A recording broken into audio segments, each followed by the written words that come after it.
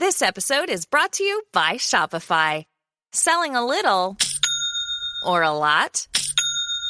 Do your thing however you cha-ching with Shopify, the global commerce platform that helps you sell at every stage of your business. Shopify helps you turn browsers into buyers with the internet's best converting checkout. 36% better on average compared to other leading commerce platforms. Get a $1 per month trial period at shopify.com/offer23.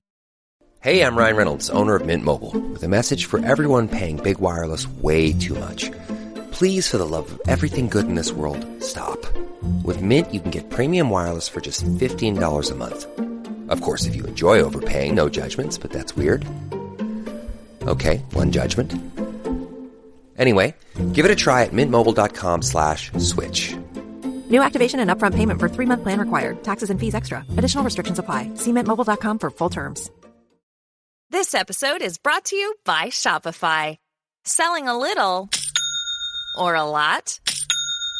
Do your thing however you cha-ching with Shopify, the global commerce platform that helps you sell at every stage of your business. Shopify helps you turn browsers into buyers with the internet's best converting checkout. 36% better on average compared to other leading commerce platforms. Get a $1 per month trial period at shopify.com/offer23. 'Tis the season to shine with H&M. Discover the holiday collection and find fashionable pieces for your wardrobe or for under the tree. Get inspired and dazzle with this year's glam. From tuxedo styles, bow detailed pieces, impressive prints, and more. From unforgettable looks to unforgettable gifts. With fashion finds to home decor, find it all at H&M. Treat your loved ones and yourself this season. Shop in-store or at hm.com. I've been married for 21 years. I'm waiting for Willie to pop in somewhere and say, no, that's wrong, 22 or 20, because I don't never get it right. I'm pretty sure it's 21 years. And I've learned to go ahead and embrace conflict. And the reason why I've learned how to embrace conflict is because it's inevitable. It's inevitable. We're two different people with two different opinions.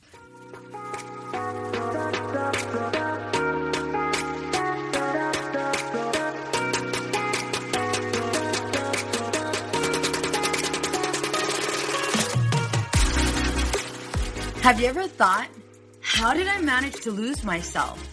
Being a mom is so hard, especially when we're feeling stressed and disconnected. We exhaust ourselves trying to create this perfect life for our family. You deserve to enjoy your marriage and your kids without the stress perfectionism brings. I am going to teach you how to identify who you are outside of all of the roles you play. Hi, I'm Veronica Cisneros. I'm a wife, mother of 3, and a licensed marriage and family therapist. I am on a mission to teach women just like you how to become empowered and unapologetic. Welcome to our Girl Gang.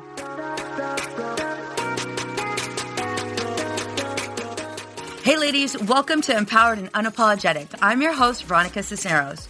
We are totally going to shake things up right now because I have an amazing woman that has just joined us, who's totally I literally asked her last night, hey girl, you want to be on my podcast? Totally caught her off guard, and I'm so thankful to have her.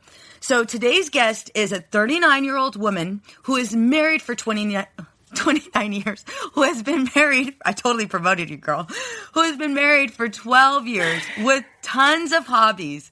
She has a doctorate of physical therapy, which she practices this every day with her family. Her hobbies include baking, cooking, crafting. She is a stay-at-home mom who is currently attempting to master online schooling. Aren't we all? She is an avid spinner and loves her Peloton bike. So please help me by welcoming Sanjuana Saenz. Hey, Sanjuana. Hey, how are you, Veronica? I'm doing so good. So this is your first podcast recording ever. So I understand if it's Thank you for having me. Absolutely. Absolutely. So can you tell us a little bit about yourself? You mentioned mastering online schooling, which I'm going to tell you right now, like I told you a little while ago, I'm still trying to get to know my daughter's teacher. Tell me about yourself and what it's been like to be stay at home right now. So usually, I'm a stickler with routines, and I love having I know where things are going. I know how the day is going to progress. That's not the case right now. So, and it hasn't been the case since August, but I sort of put myself out there and I said, I can do this, I can handle it. And it's only for a short while, and this pandemic won't last forever. And, putting my best foot forward, and then realizing that that was not enough. Come December, the holidays come around, and travel plans and everything's breaking down. The kids are exhausted from online schooling as well. And my husband, he's, busy working, and I'm busy trying to control every aspect of okay, let's make this easier for everybody, except, it's impossible. So I find myself losing it with the kids more frequently, my husband more frequently, even myself, things that I do that I usually don't do that same way that has worked before. I just feel like it's breaking down, and that overwhelmed feeling is coming out more often than not. When I could keep control of things like before, when not necessarily control, but I could keep my cool, and I'm a very calm person. It's just exploding. I sometimes find myself trying to mellow out, and I just can't. There's just too many things that get in the way of me being able to basically live peacefully. And it's hardly impossible with 3 kids, but still, you can manage their personalities a little bit, and how each of one of them is. And it just has not been that way, because you mentally prepare yourself for a set number of months, or, a semester of doing this, and then things are going to go back to normal. But now I'm reaching my peak of okay, something has to change. So if school's not going to change, and my kids obviously are not going to change, then there's something else that I have to be able to be okay with. And I don't know what that is. Yeah. No, I can totally relate with you. I can relate with you on so many levels. With everything, with the pandemic, with us being in quarantine, with the girls, and, with Willie, and trying to go ahead and be on the same page. Conflict is something that comes up regularly. And I think the reason why conflict comes up regularly is because there's so many things going on. We're looking at, when all of this started, I didn't know where my practice was going to be. So there was a discussion about finances. In addition to that, what was the stability with Willie's job? How are the girls going to handle online learning? And then our thoughts about politics, our thoughts about Black Lives Matter, our thoughts about everything that's going on, and different topics kept on coming up. And we had the choice whether you avoid them altogether or you confront them and you have those discussions. And so what I'm finding right now is I'm finding it's really, really difficult for couples to go out and have a discussion.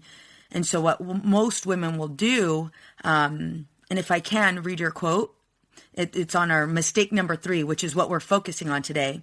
I avoid conflict. I let a few days pass and then carry on as if nothing happened. I can't tell you how many times when I read that, Sanjuana, it was she just said it. I love that she just said it, because it's something that I hear so often. I was guilty of this myself.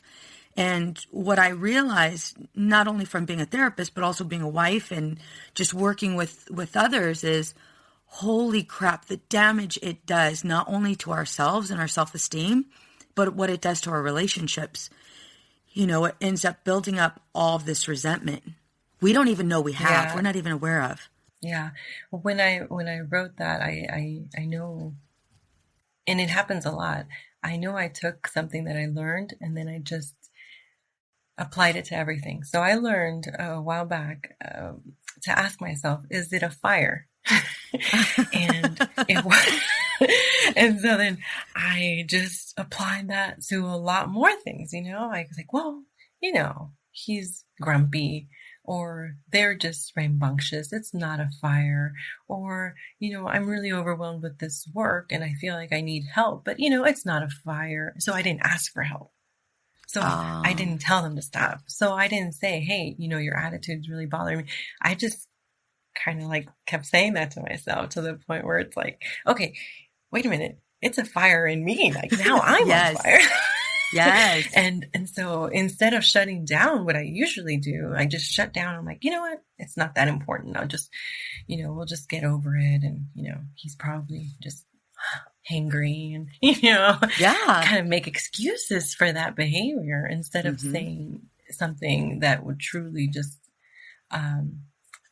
sedate things and say, okay, let's talk about this, or what's going on. I'm not even interested in knowing what's going on because I just don't want to open the can of worms. Yeah. In that aspect, So I went from that extreme to like, I'm exploding everywhere, and I'm just like, it's coming out of me, and it's hard to kind of put that back and find the right balance between, is it a fire and like just blowing up at people like randomly. Yeah. Can you please give us more of an example when you say it's coming out of me? What do you mean? So it's sort of like an uncontrollable urge to like maybe have everything under control again. Yeah. I would like to say that I have things like, because of the routine, I have things under control. Like I got it. That's my motto. I got this, Yeah. I've got it all, and it's okay if I don't, but I got it, Yeah. And so it's mentally, that's just the type of person I am. If I don't have a solution, I'll find one. I'll fix it. It's just me. But so much of that, I feel like when I can't control a situation, say my husband, is very stressed out and he says something snarky, and then in my nature, I'm already like a sarcastic kind of person. And he says I'm a little too witty, like, and he's not ready for the comment that comes out of my mouth. And it's just like, we build up on that. And he's like, oh, I didn't like that comment. Or he doesn't say that. He just says, see, you're looking for a fight again. And I'm like, no. And instead of like saying, no, let me, tone it down. No, I'm like, let me level you up and level. And it just kind of keeps on building up to the point where like, I can manage that. But I made the choice not to when he was snarky at me. And then it just kind of just comes out as far as like my anger on like everything that's been going on in the week, my resentment for him just being in the office and not being able to help out with the children. Just all the tasks that I have to do are like, that they're a priority in the house when it doesn't get done. But no one else sees that because it's sort of like my job to do it. Honestly, like when I say it feels like it just comes out, it's more of a rage, and I don't like that feeling, Yeah. I feel like I could, if I could avoid that, that'd be great. But I love that you said that my motto is I can do it. I can do it. I'll do it. Right? Where right now, whenever you've come over, one thing I've always said, and you guys, I didn't even realize how often I was saying it, but I always say, déjalo, like let him. I always say that. And excuse me, I didn't realize the opposites, like how you were saying, I'll do it. And I'm saying, let them do it. Like, and, I didn't realize it didn't click until right now. What's happening is the result of you saying, I got it. And I've been there. I've shared with you, personal stories of how I've said, I got it, because I wanted that sense of control. Similar to you, I felt like as if I have the control of the household, well, then it'll run smoothly. And it comes, I think it came from not only what I learned from my mom, because my dad was never, I don't want to say he was never in the house. However, my dad wasn't really an active, he wasn't an active parent. I hate to say that. However, it's true. My mom was the one that kept us in line, and, she knew everything that was going on. So I watched this play out in their marriage, and it was like, well, that has to be what it looks like in my marriage. So with Willie's deployments, I felt as if I have to have everything under control, because if something slips, it's me. It's just me. What happens with us moms is, it's just you. And so guess what? Not only are you avoiding conflict, but you are also avoiding recruiting other people to help you. So you're doing it all by yourself. And then comes in my, me being a therapist. Well, where does that level of self-worth come in? It doesn't, because we're not worthy. And we're not worthy because we have to control everything. So I'm going to go ahead and give you my all. And I'm going to give, my husband my all. But what that does to us when we really sit down and think about it is your mind goes straight into, you're doing this because you're not worthy. And when you start to argue, he doesn't realize all of the sacrifices you've made. And so there's this internal struggle, and look, he doesn't appreciate all of the things you've done. Your kids don't appreciate all of the things you've done. So you do more, but again, still avoiding conflict altogether, which slowly decreases your self-esteem. Most of us don't realize that's happening at all. It's like, well, no, I'm fine. I can't tell you how many moms I've asked, well, tell me where you're at with, your level of confidence. And it's like, well, I don't know. I don't even know how to answer that question. Mm-hmm. Absolutely. Yeah. I can relate to that. Just being fine is my go-to answer as well when I am busy trying to get things in order. We're fine. Well, what do you need? Oh, no, I'm fine. Why? Because I'm stuck to that mentality of, if you want to get it done right, I want to do it. You have to do it yourself. Yeah. It's more of I think at that point, I just can't let go of things. I would challenge that, because I wouldn't say you can't let go of things. Here's why. There's so much you're doing. And so what we don't realize is we're kind of keeping a tally of all of the things we've done. All of the things we've done, with some expectation that they'll either appreciate us, support us, validate us, or even acknowledge it. And when none of that's happening, we're not asking for them to do what we've done in return. Mm-mm. However, if they can just acknowledge what we've done, well, it would be that much more satisfying. And so, in the workbook, I ask a question: what started the disagreement? And most of the time I met with, well, it's something he said, or I don't even know. I have no idea, right? It's one of the two. He either said something, he did something, right, or I have no clue. Where I would argue the disagreement started when you compromised yourself. That's when it started. Because if we look at it, if we kind of take a step back and look at it, you were already doing something that compromised you, that you agreed to, that you made this active choice to do, again, in hopes that there would be some level of acknowledgement. That's when the disagreement started. And so if we can kind of take a step back and look at it and say to ourselves, well, is this something I really want to do? Is this something I really, really want to do? Because I'm trying to run a household. I'm trying to get control of everything. And the reality is, I don't have the control. I don't have the power. It doesn't mean you're less of a mom. It's just recognizing I don't have this control. I don't. So if I don't, can I recruit help? Yeah, it's right now with the whole Instacart thing. Adrian's very frugal. I'm not, but I try. So I'm ordering food in, because for me to go out 30 minutes, 45 minutes, an hour and a half to just get groceries. And then I still forget stuff because I don't have a list.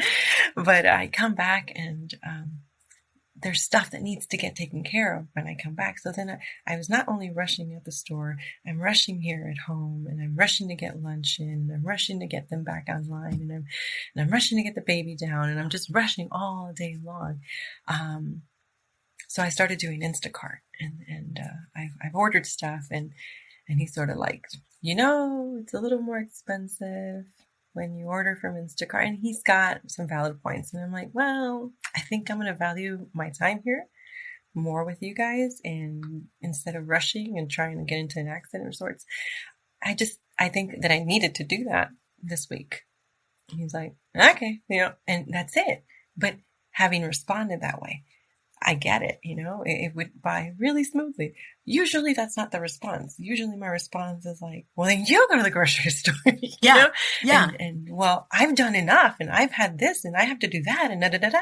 And I just keep going on the list of duties that I have, that he's just like, fine, I'll go. And then he goes and then he, gets what he gets, and then he comes back, and you just keep going. And I'm still not happy because it didn't get done right. It didn't get the way that I wanted it. And it's more of like the way I communicate. That's why I probably prefer not to go into conflict, because I don't know, it escalates so fast, and yeah, it shouldn't. It should be more of like a smooth process of being able to just say that this is what's going to help me right now and move on from that, instead of just blowing up and saying something that I regret immediately. Yeah.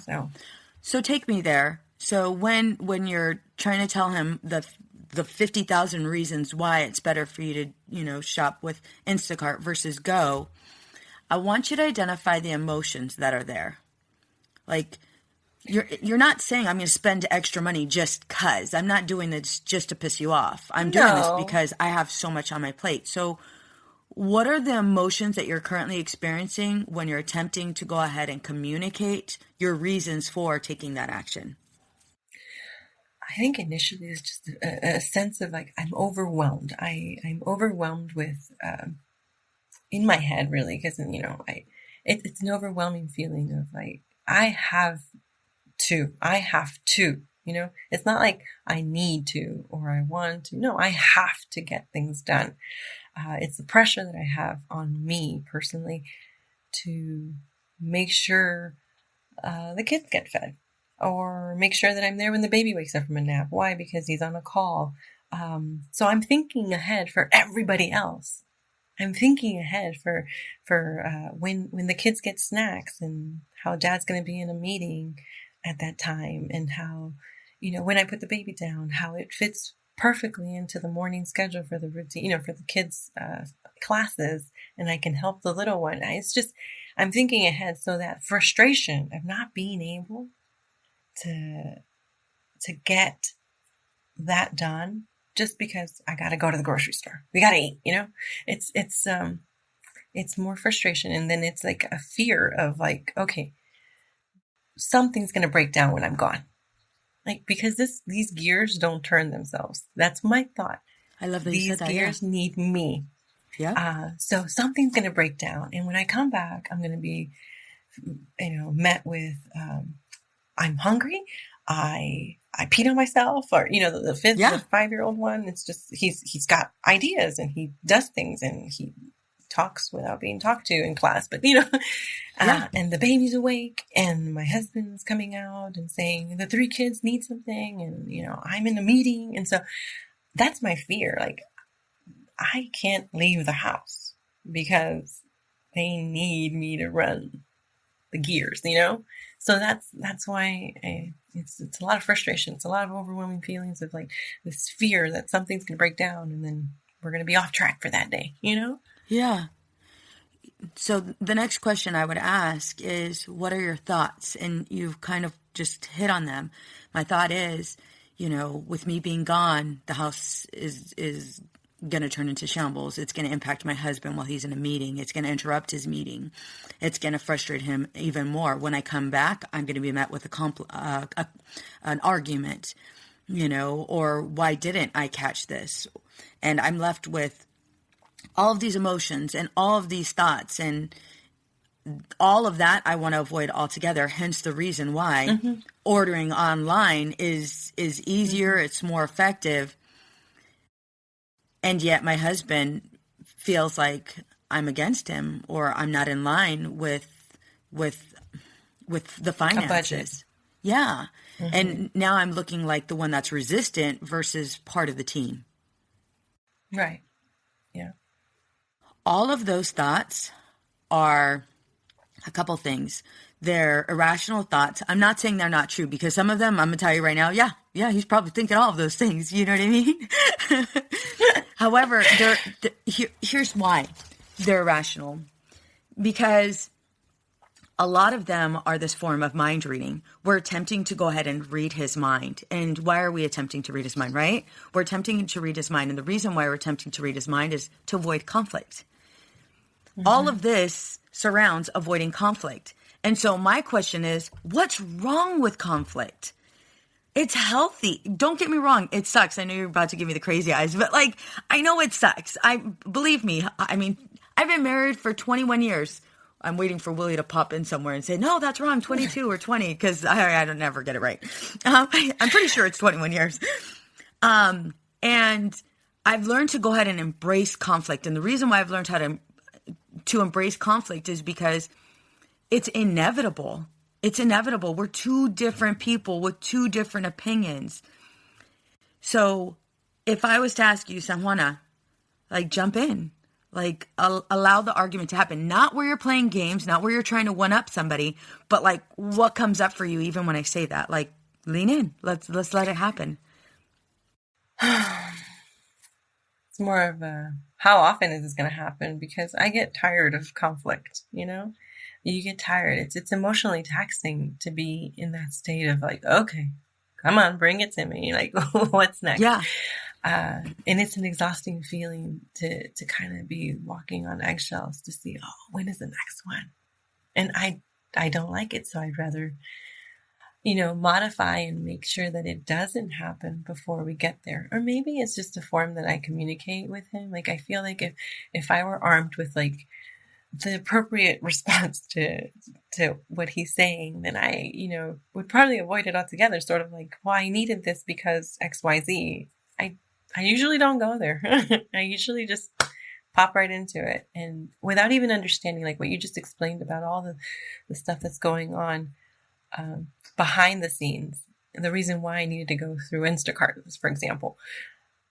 If I were to just be able to explain that, maybe things would be a little bit different. Maybe the conflict wouldn't be so, I wouldn't try to avoid it as much, but I don't know. I don't realize that it's avoidable. I don't realize that it's something that I should lean into. I just feel that it gets negative. Anytime that I have to confront a situation with him in particular, because I can do it with my kids, I can do it with friends, I can do it with my parents. I feel like it's just with him. I'd rather not. I'd just rather not. Has anybody taught you how to? No. And I think I owe that to my dear father because yeah. No, whenever, yeah. And this is something that I've learned recently because more conversations that I have with my mom, she'll tell me, oh, your dad's going visiting people again and he's got this illness and diabetes and he shouldn't be around people. And it's just something that comes up like, well, tell him. I do, but he just walks away. Yeah. Like he just walks away. And every time I try to bring something else up, he's like, walks away, closes the door in his room and that's it. And I'm like, well, you should probably tell him like what it makes you feel like. And I'm like, all therapists, like, it doesn't work out that way. Which is like, even if I tried, he will explode and he'll be like, what is it that you want? Why can't you just leave me alone? Like, what did I do to you? Mm-hmm. And he'll again walk away after saying certain things like that. Like he doesn't like conflict. He doesn't like confronting any kind of situation. He'd rather just like walk away. And there was an event over Christmas that he decided something happened. And he walked outside of the house and he didn't come back in. And we're like, where's Dad? He just didn't come back in. Even after the whole situation was calm and mellow, he just chose not to. And he left and we couldn't bring him back in. So, I mean, that's just the kind of person I saw. I'm like, wow, well, that doesn't fix the situation, but it sure does, extinguish it, I would think, So that's I would disagree. Probably what I think. What ends up, I would disagree. Here's why. It doesn't necessarily extinguish it because now your mom's left with, this is the way we argue. So this is why I can't say anything. These are the reasons why I have to keep them to myself, which then turns into urges and impulses and rage, we fall victim to those emotions. And most of us women fall victim to emotions because we don't know how to express ourselves. We don't know how to communicate. Who's taught us? My parents surely didn't. My mom never set boundaries. I wish she would have, and looking back, I don't want to say my mom was passive. However, there was a lot of things maybe she wished she would have been able to say no to, or maybe even stand up for, stand up for herself is what I mean. And with my dad took this more of an aggressive approach. And looking back and being, working with couples, I work with a lot of couples, especially right now. What are they trying to communicate? Both of them. What are they trying to communicate? They're both on the same team. They both want the same thing. They both love each other. It's just both don't know how to go ahead and express themselves. Men shut down when they don't have answers. They do. Most men shut down because they want to fix it. And if they don't know how to fix it, well, guess what? That's when they leave to the room. In women, that's when they feel the most rejected and the most resentment, because it's like, well, wait a minute. Why am I still left with this issue? You get to just leave and then act like everything's okay. Mm-hmm. So if you were able to go ahead and express your wants, express your needs in a healthy manner, and your husband in turn was able to go ahead and express his wants and needs, what would that look like in your marriage? I feel like, as far as I go, I wouldn't be in this walking on eggshells kind of feeling. I wouldn't have that fear of him exploding or myself not being able to control my emotions. I feel like it would be I guess somewhat of what it was when we only had one kid. Yeah. It's easier to manage everything that's going on in your head, your concerns for your child, your work schedule, just having a lot more, just being more peaceful, I guess. That's the only word that keeps coming up. It's just like an internal peace that I would just sort of a relief that it's not always like you're in a fear of like being in another conflict and another conversation in which one of us is going to be right and the other one's going to have to be wrong. And it's more of a state of well-being, I feel like. Yeah. And what if you're both right? What if both of your opinions are right? It's just a disagreement. You're not... We can both be right, and we don't have to change. We don't have to convince the other person to go ahead and jump on our side. It's more of, let me go ahead and develop this understanding. Let me really truly listen to what you're saying and what you're trying to communicate to me. Okay, so what I'm hearing you say is, you really want us to focus on the budget. Okay, I can understand that. Hell, I even agree with it. And what are your reasons for, can I ask, what are your reasons for focusing so much on the budget? Oh, because you have this in mind for us to save for, or you have this in mind. That makes sense. I'm on board with that. Now I'd like to explain why it's important for me to order from Instacart. Here are the reasons. I'm in line with the budget. So how do we come together? How do we formulate this plan that works for both of us? I totally respect your, your thoughts about it. Here are mine. And you get to stand firm. And I don't mean stand firm in, well, I'm not going to listen to shit you're saying. I don't mean in that approach. I mean, this is mine. These are my thoughts. I get to have them, because so many times I might have maybe changed it to go ahead and please and appease you. I don't have to do that. Matter of fact, it'll actually benefit the relationship if I don't. And that's why I say conflict in a marriage is healthy. It's based off of you guys both being able to share your thoughts, your feelings, and your stances, and being able to come together. Not where you're holding this resentment and you allow it to blow, you just let it blow over and then pretend as if it never happens, because, girl, it comes up. That's what that rage is from. That's when you said, it pours out. Well, it pours out because your body never forgets, and you could only hold on to it for so long. I feel like in an ideal situation, that would work, right? Having that conversation. What we find is that when we even start having a conversation, either one of the kids needs something, or the phone rings, or And we just kind of let it slide because, that takes precedence over this, what him and I are having or trying to get through to each other. And it just kind of stays there until either that evening or the next day or the following day when I do it again or he does something again, and it's just, it boils over at that point because it just kind of never gets resolved because we just kind of push it aside. Well, we don't want to be uncomfortable. And there's both, listen to what you said too. There's this agreement. There's nonverbal agreement that the minute the phone rings, that takes precedence over us. The minute a kid comes in, that takes precedence over us. So he and I both agreed that that's just the way it goes. Versus, we have to change that. We got to change that. The minute we're about to have a discussion, both phones are on mute or on silence. We let the kids know, hey, you know what?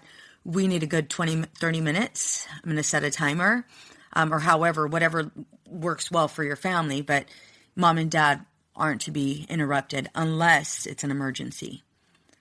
You guys already set it in place where if our sons come in, we're good. That's it. That's our break. And we'll come back to it. Never. Phone rings. Awesome. Well, that's our get out of jail for free card.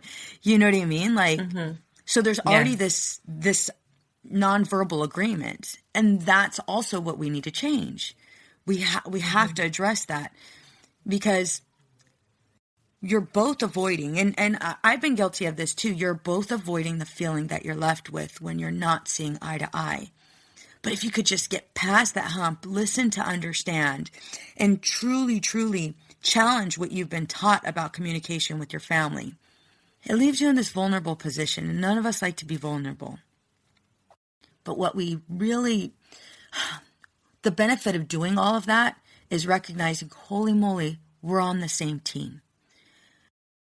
My husband, he's, whenever I'm mad at him and want to Spartan kick his ass sometimes, I have to realize okay, wait a minute.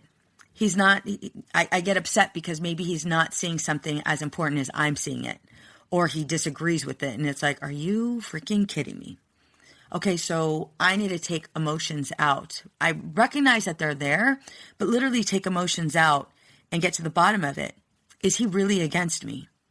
Is he really trying to do something that'll put me and the girls in danger?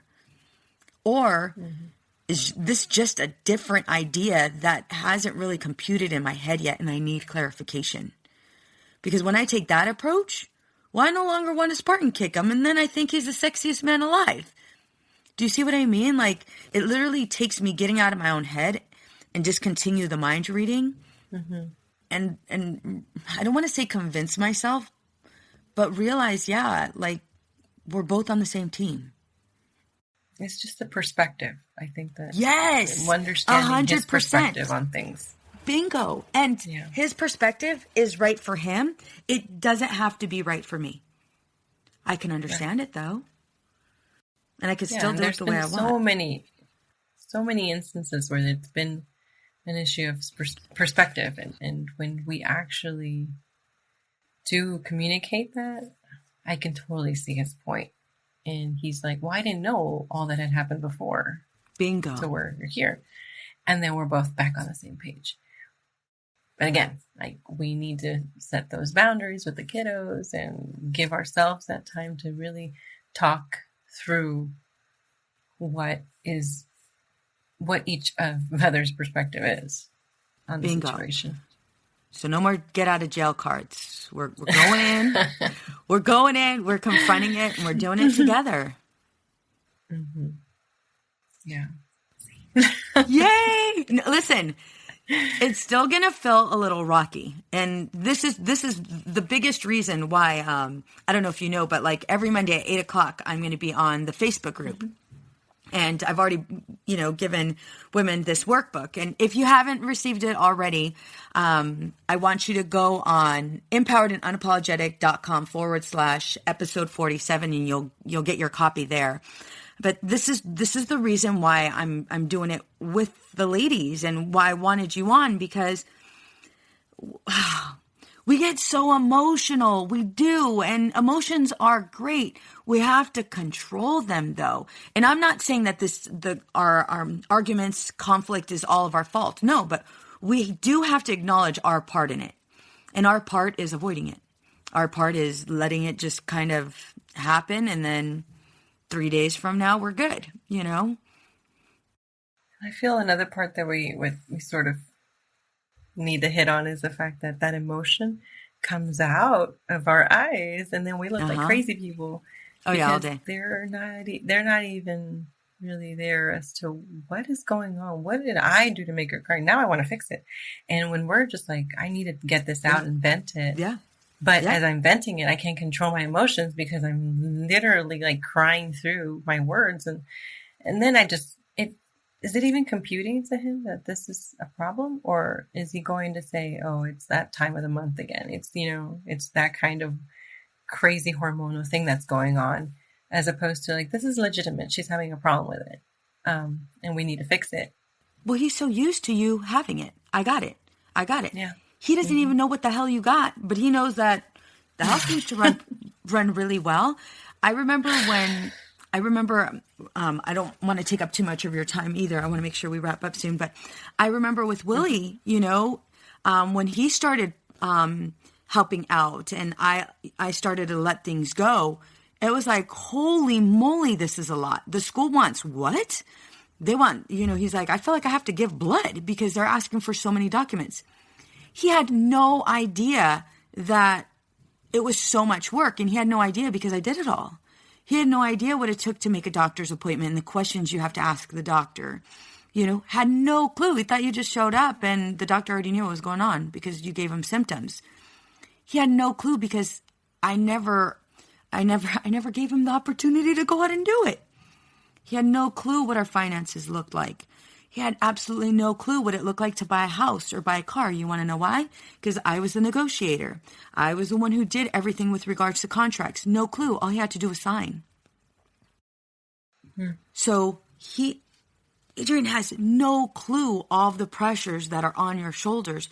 You want to know why? Because you don't share them. You don't share them. And I can understand your wanting, to go ahead and allow him to work and do, provide for the family. I get that.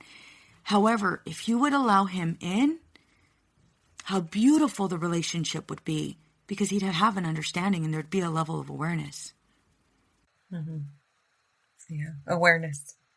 Yes. That he has no clue right now, but we punish him for. Mm-hmm. The exact thing we want him to help us with is the one thing we deny him. Yeah. I get it. So we got some homework to do, girl. Oh, yes. Quite a bit. No, So, I definitely... Thank you. Thank you so much, Veronica. Just opening my eyes. And it's a paradigm shift. It really is. Yeah. I'm set in my ways in my prime 39 years. Yeah. I'm not going to say, oh yeah, it just happened and I have the perfect marriage. This is, I'm sharing all of these things because I personally have to talk myself. I have to talk myself through the steps. Okay, what's going on right now? Are you mind reading? What are you thinking right now? What emotions are you experiencing right now? And is he 100% against you? And then I look at Willie instead of with daggers, with compassion. And it's like, and it's kind of like the blinders come off and I'm able to see like, damn, he is a great dad. He is a great provider. He is a great husband. I just need to kind of step back and see him for what he truly is, not what my head makes him out to be because I overwhelmed myself. Mm-hmm. It's not his fault that you decided to put yourself last. I say this over and over. It's not his fault. He decided to jump in the shower and your ass looks like the hired help. It's not his fault. You did that. You made an active choice. You could do the same thing. You could jump your ass in the shower if you want to. You can take a time out. You can go for a walk. But you deny yourself that over and over again because everybody else is more important than me. Yeah. I feel like I've gotten better at the whole getting myself ready first it's a process when you have 3 kids. Yes, all it is. Wanting something, and I feel like I've made improvements in the last year to really make an effort of having my exercise first in the morning and my showers, and then I go to breakfast. Like, it's not like, oh, the kids have to eat, and now I've made that effort. And it took work, and I guess this is just another thing that I have to work on. This is another one. So I want to, and right now, by the way, just because I want to make sure that you getting all dressed up isn't entirely ignored.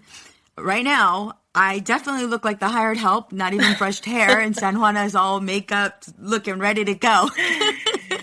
No, I do this every morning. You've seen me every day. No, you do. You do. I do it every morning. And even during the quarantine, like, that's exactly when I started doing it back in March. Yeah. Even if I'm not going anywhere, I'm going to be ready. And Adrian would ask me the first month or so, like, where are you going? And I'm like, nowhere. I'm just ready. And I haven't stopped wearing makeup and dressing in my clothes, my normal clothes every day. Now the question is like, are you exercising today? Because the day that I wear my yoga pants or I'm in workout clothes, they're like, where are we going? Are we hiking today? Because I'm not ready. So now they don't ask me like where I'm going. Now it's like, oh, okay. So this is normal mom. She's dressed up and she's made up. And so you can take that same approach and apply it to arguments, conflicts, same thing. You just make this decision. Like, literally, I mean, it's working. You make an active decision. Everybody else will follow. I promise you. Sanjuana, thank you so much for being on. This has been amazing. Thank you. Thank you, Veronica, for having me. Absolutely. I can guarantee that many women have learned so much from this discussion. So I applaud you and I admire your vulnerability. Thank you. Thank you. You have a good day. Thanks a lot.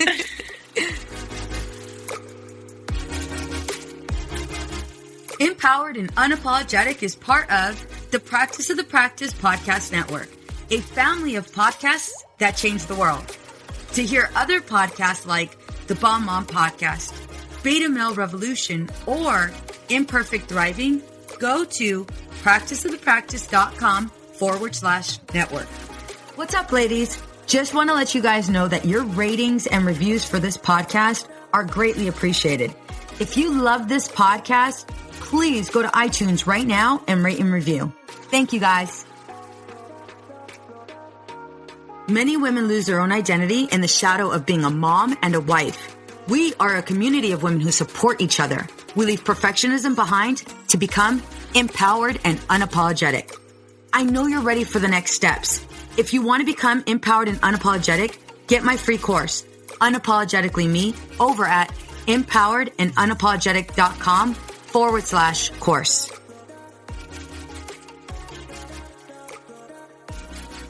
This podcast is designed to provide accurate and authoritative information in regards to the subject matter covered. This is given with the understanding that neither the host, Practice of the Practice, or the guest are providing legal, mental health, or other professional information. If you need a professional, you should find one.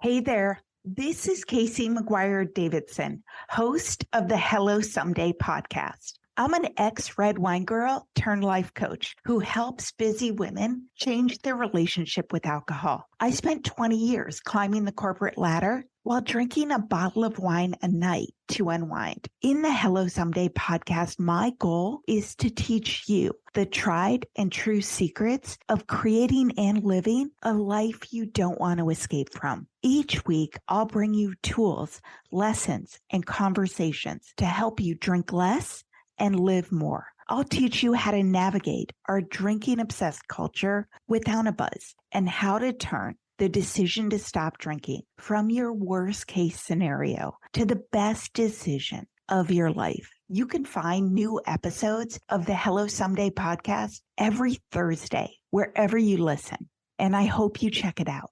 Hey there, this is Casey McGuire Davidson, host of the Hello Someday podcast. I'm an ex-red wine girl turned life coach who helps busy women change their relationship with alcohol. I spent 20 years climbing the corporate ladder while drinking a bottle of wine a night to unwind. In the Hello Someday podcast, my goal is to teach you the tried and true secrets of creating and living a life you don't want to escape from. Each week, I'll bring you tools, lessons, and conversations to help you drink less and live more. I'll teach you how to navigate our drinking obsessed culture without a buzz and how to turn the decision to stop drinking from your worst case scenario to the best decision of your life. You can find new episodes of the Hello Someday podcast every Thursday, wherever you listen. And I hope you check it out. Addiction impacts all of us. Addiction's consequences run through all of us. From ourselves to our loved ones and through our communities, addiction creates so much loss and grief. My name is Dwayne Osterlin, and I'm the host of the Addicted Mind podcast, a show featuring personal stories, expert guests, and vital information about addiction and addiction recovery. We'll talk with leading treatment providers to discuss the latest research and treatment options for this devastating disease and advocate for mental health awareness. We discuss topics like the importance of creating a community of support to helping loved ones to some of the latest research on psychedelic medicines. The Addicted Mind podcast has been about creating hope, listening to stories of many amazing people that have overcome addiction and are thriving. If you or a loved one is struggling with addiction, subscribe to the Addicted Mind podcast wherever you get your podcasts or check out theaddictedmind.com. New episodes every Monday. See you there. Hey there, this is Casey McGuire Davidson, host of the Hello Someday podcast. I'm an ex-red wine girl turned life coach who helps busy women change their relationship with alcohol. I spent 20 years climbing the corporate ladder while drinking a bottle of wine a night to unwind. In the Hello Someday podcast, my goal is to teach you the tried and true secrets of creating and living a life you don't want to escape from. Each week, I'll bring you tools, lessons, and conversations to help you drink less and live more. I'll teach you how to navigate our drinking obsessed culture without a buzz and how to turn the decision to stop drinking from your worst case scenario to the best decision of your life. You can find new episodes of the Hello Someday podcast every Thursday, wherever you listen. And I hope you check it out.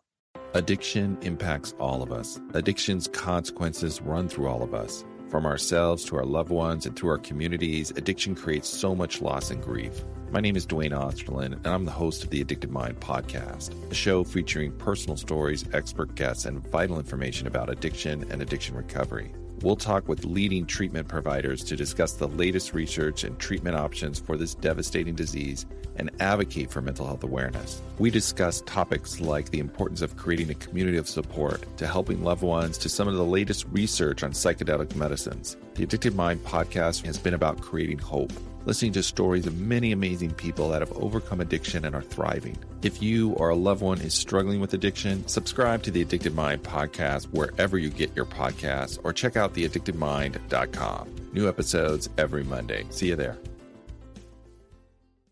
It's easy to blame ourselves for our struggles with alcohol. We see people around us being able to control their drinking without any consequences, yet no matter what we try, we can't seem to figure it out for ourselves. My name is Jillian Teets, and I am the host of the Sober Powered podcast, where I use my biochemistry background to explain the latest research in addiction and help you understand both why you drink the way you do and how to develop the skills and mindset you need to find freedom from alcohol. I discuss topics like why we think about our drinking 24/7, why we have no off switch, and why we crave alcohol. If you're struggling with your drinking or you know someone who is, then I hope that you will check out the Sober Powered podcast. New episodes every Friday. See you there. I know we've been taught that motherhood requires alcohol. I know we've been taught not to question our relationship with alcohol until we've lost everything. And I know we've been taught that if we do dare to examine our relationship with alcohol, we need to head straight to AA and declare ourselves an alcoholic who is powerless to alcohol forever. But what if all that isn't true? That's definitely not my story. I'm Suzanne, the host of the Sober Mom Life podcast. I'm an influencer who stopped drinking in January 2020, and since then, I've been telling the truth about motherhood, influencing, alcohol, and sobriety. If you suspect deep down that glass or 3 of wine at night might just be making motherhood harder, well, you're right. Come and join me as I chat with other sober and sober-curious moms. Let's laugh, cry, and normalize sobriety together, all while we reheat our coffee for the 4th time today.